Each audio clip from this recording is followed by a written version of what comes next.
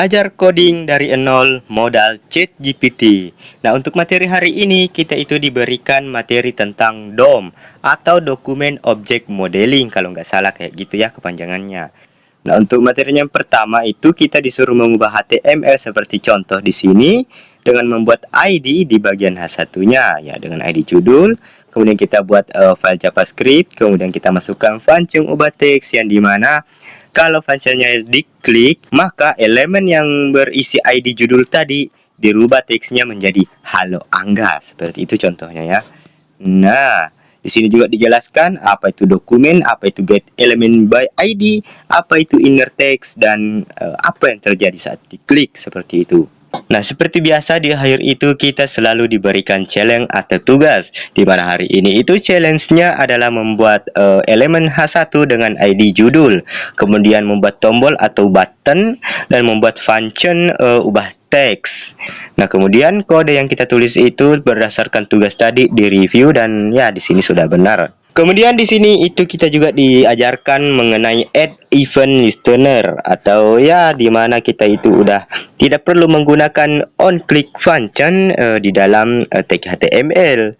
Nah, jadi kira-kira untuk membuat fungsi di dalam buttonnya itu yang menjadi seperti ini di file JavaScript-nya, di mana kita itu membuat add event listener dan apa yang kemudian kita tulis apa yang terjadi kalau buttonnya tersebut diklik.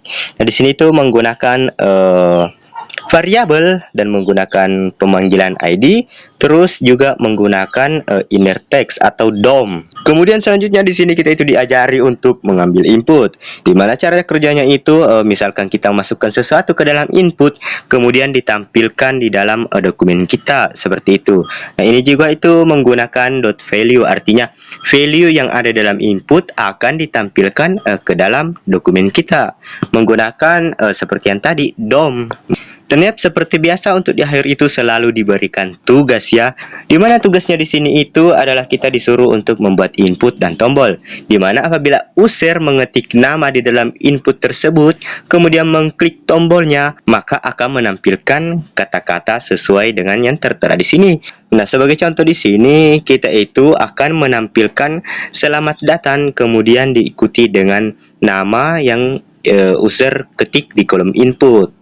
Nah, kira-kira seperti ini materi akhir di part kali ini. Kita akan lanjut di part selanjutnya.